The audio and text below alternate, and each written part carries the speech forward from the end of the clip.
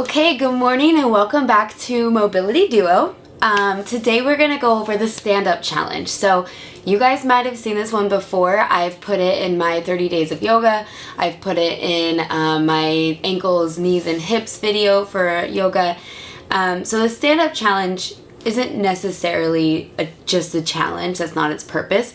Its purpose is that it's a test. It tests your mobility in your ankles, your knees, and your hips, which is important for everybody to do, but specifically snowboarders, because those are the areas that you want to be mobile if you're on the mountain to reduce, to prevent injury and to throw more things and be able to get lower and be more creative and have that play. So we are going to go over that today, and we're not going to do a flow for it. If you want, just check out 30 days or the 30th day. It's the final day of the 30 days of yoga. I will link that. I would do a flow specifically to do the stand-up challenge. Other than that, if you are new here, my name is Sarah. I am part of a team, me and my husband. He's a physical therapist, and I am a personal trainer, yoga instructor, and massage therapist. So we really nerd out about the body, and we're both avid snowboarders and have been for forever. So we are geared towards snowboarders, but also weekend warriors, because we love that stuff too. So there's our little jingle. Let's go. So the stand-up challenge is where you just sit down and then you bring your heels as close to your butt as possible, and then your knees go out a little bit wide here. So this is mobility in the hip, is that we can flex all the way knees to our chest, but then also let them go out wide. And then mobility in our knees, we have this very intense angle, getting them as close to the butt as possible. Sometimes getting here is difficult. And then mobility of the ankles, because we need to be able to just stand up. So bring your heels to your sit bones, wave at all the people, and stand up. Whew. But see, I did it wrong, or I'm not warmed up, or I don't have the mobility yet this morning because I took a step back. So rules is you can't step back and you can't huck yourself into it. Huck and pray. Can't do that here. So bring your heels in close to your butt, wave at all the people, and stand up.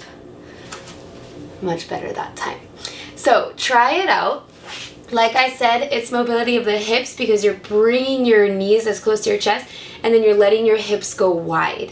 And so when we do that, we're not only finding that mobility in our hip flexors, but also in our adductors, abductors. We need to open up the hips, which is really difficult for some people. And with the knees, you're bringing your gastroc as close as you can to your hamstring. So you're bringing this muscle as close as you can to this one, which can be hard, especially for people who've had any kind of knee injuries. That can be really limiting. So working on that.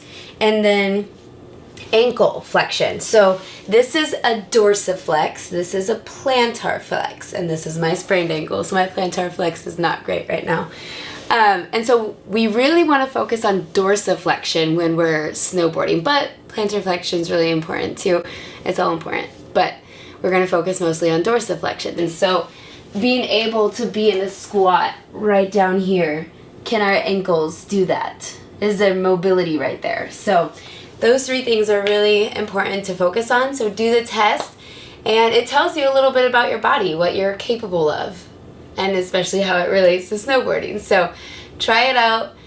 If you could not perform the stand-up test, then I highly suggest going back to my earlier videos. That gives you flows to be able to do that. And remember, not one flow fixes everything. It's about consistency.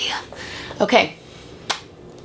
That's everything I got. If you liked this video, go ahead and give it a like for us, please. We would really, really appreciate it. It helps us grow and reach more people, which is ultimately what we're trying to do. We want to help snowboarders ride until they're 70 years old. We don't want people broken at 40 and 50 and no longer able to do what they love to do. So if you like our content, please give it a like, please subscribe, please share. If you already have been, then thank you so much. You have no idea. It means the world to us, honestly.